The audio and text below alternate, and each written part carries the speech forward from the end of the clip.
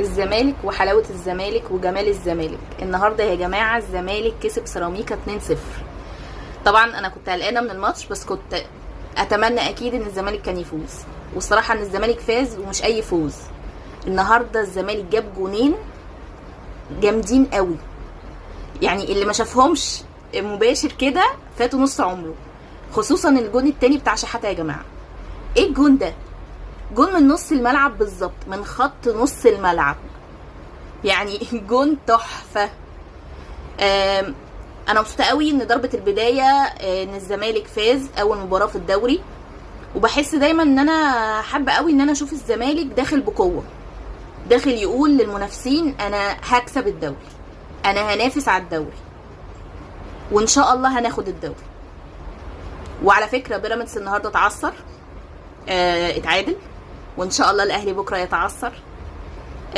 بس احنا نركز في ورقتنا برضو،